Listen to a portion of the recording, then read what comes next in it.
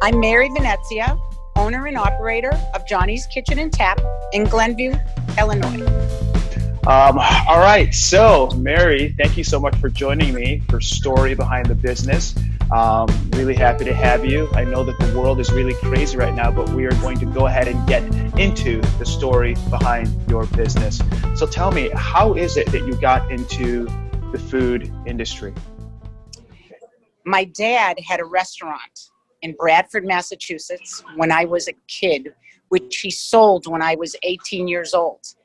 And I swore to myself that I would never be in that business. For some reason, when I had to work all during high school. So while my friends were going to football games and parties, I had to work. So I didn't like that part of the business. But then after I got out of college, I went to work in the hotel end. And I worked in food and beverage in hotels. And I thought, okay, I tried this part. I'm not in love with this, but I did it for like 10 or 12 years. Then I went into sales.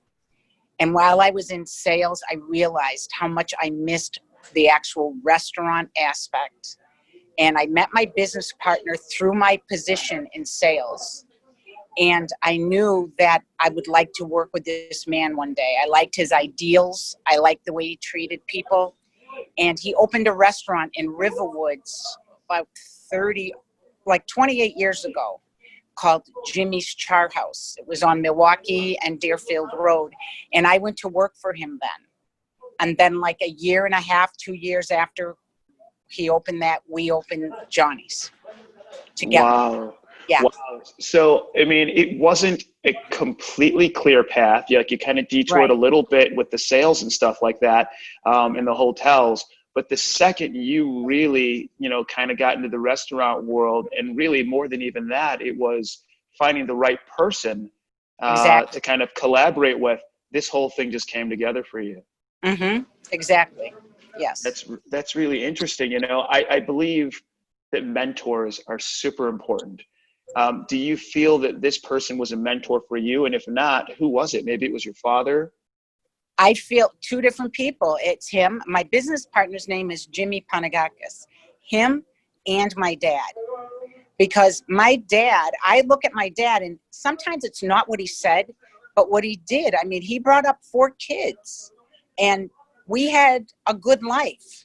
We lived nicely. He liked what he did. He enjoyed it. I could see the happiness how happy he was every day. So he did sell his business when I was 18, and he went and he taught cooking. He was a chef instructor after that until he retired. So he kind of stayed in the food end of everything, but went into education. And he really pushed me along. And then my business partner, he was quite an inspiration to me. He came to this country with like a 5th grade education. Wow. and ended up with owning like 6 restaurants. So that's incredible. That's incredible. So you had a lot of pretty good examples. I mean, you saw your father raise, I believe you said 4 kids. He was an entrepreneur. You had this incredible business partner that you learned a lot from as well. What bit of advice would you give a budding entrepreneur, certainly at this point in the game, when the world is just so precarious? What advice would you give somebody looking to take on entrepreneurship at this time? Okay, one thing I would tell them is to chase the work, not to let the work chase after them. Because when you let the work chase you, you get lost. And every day it gets worse and worse. The other thing is you have to be as creative as possible. So take whatever you think might work, try it at least. And if you don't feel uncomfortable when you start to venture out, then you're not doing the right thing. You've got to do things that feel a little uncomfortable for you. Most things that you do that make you feel uncomfortable at first are usually successful. Oh, those are some awesome tidbits. I just want to actually ask you to break down chasing the work a little bit more. And could you give me an example of how you've chased the work with your own business?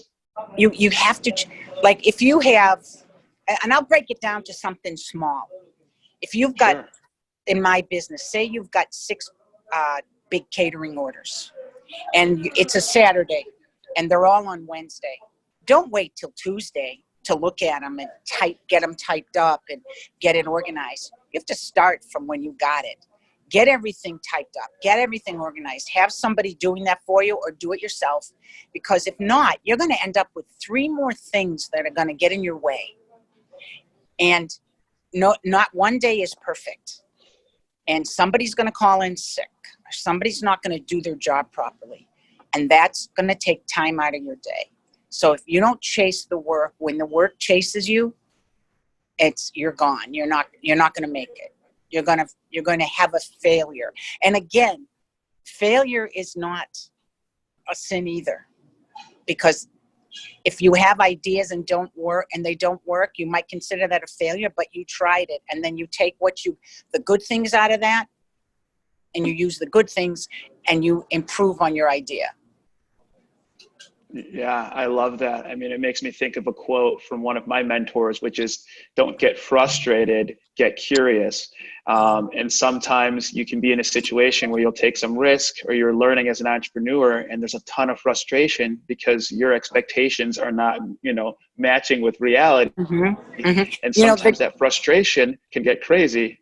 That's so true. And the failure and success, the doors to each of them, they're right next to each other.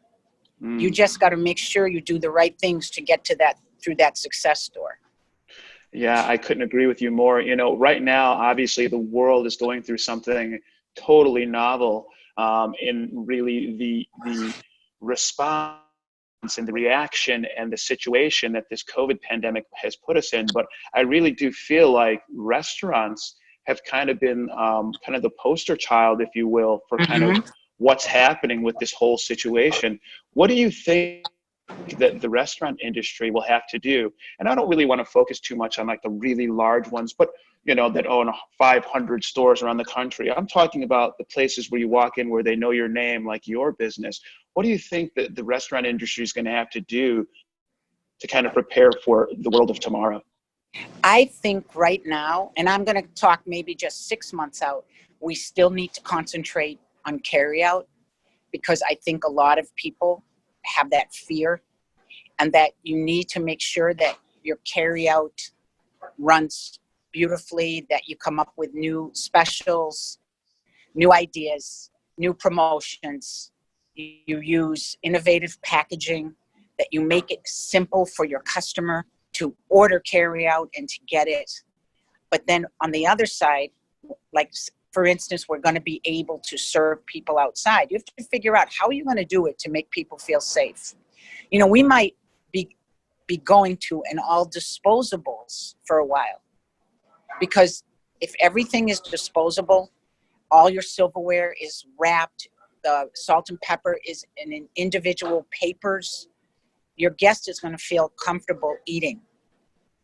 And all the things that we were trying not to do, not to use paper, not to use plastic, now we're going the opposite way.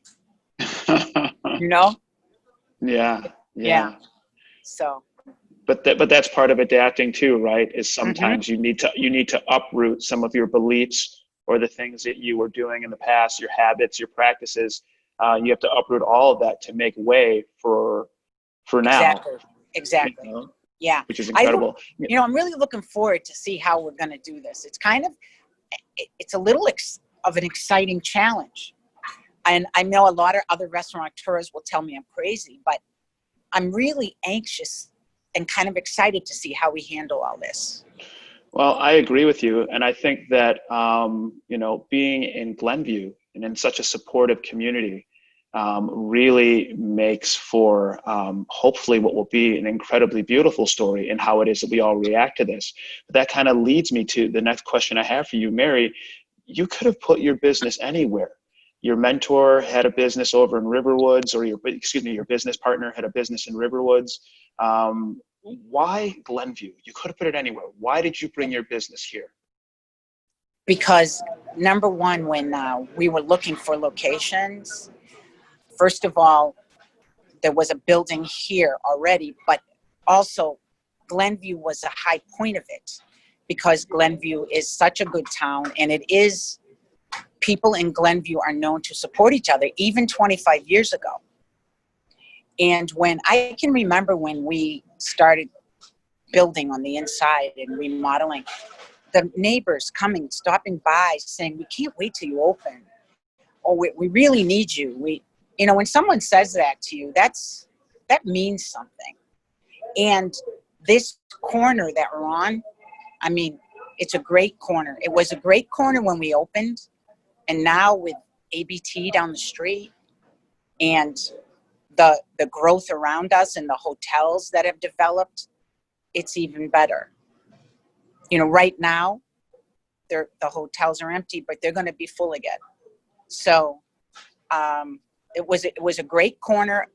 We had an eye on it for a while. We were looking at two different places, and this is the one we chose.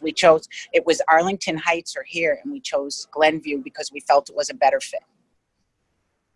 Well, Mary, I can speak for myself and for many others. We're really happy that you chose Glenview. And it wasn't just the people that are the neighbors surrounding your business that recognized that they needed you.